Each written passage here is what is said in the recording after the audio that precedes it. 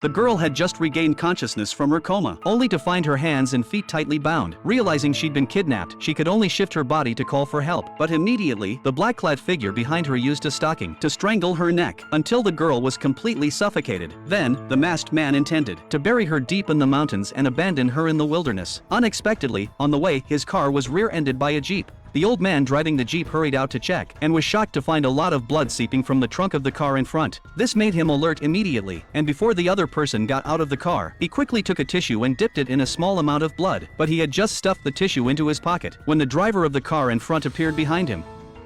Seeing this, the driver quickly explained, saying it was just a deer he had hit and killed on the road. But the old man could clearly tell that the other person was lying. To avoid alerting the man, the old man suggested exchanging contact details to cover the other driver's repair costs. Strangely, the man refused, claiming he could handle the repairs himself, then turned and walked away. The man's unusual behavior only deepened the old man's suspicion. The trunk must hide some dark secret, for the old man's true identity was that of a super psychotic serial killer. 20 years ago, he accidentally killed someone. Since then, he'd been living under a false identity with his daughter. In this remote town, back home, the old man tested the blood. Sure enough, it was human. He immediately found a payphone and anonymously reported the killer's vehicle details. But the police didn't take it seriously because the person he was reporting was one of their own officers, Nick. Sure enough, the next day, while cooking, the old man suddenly received a call from Nick, who reiterated over the phone that the trunk truly contained only a fawn he'd hit, not a human corpse. But the old man didn't believe him. He felt the police were unreliable, so he decided to investigate the truth himself.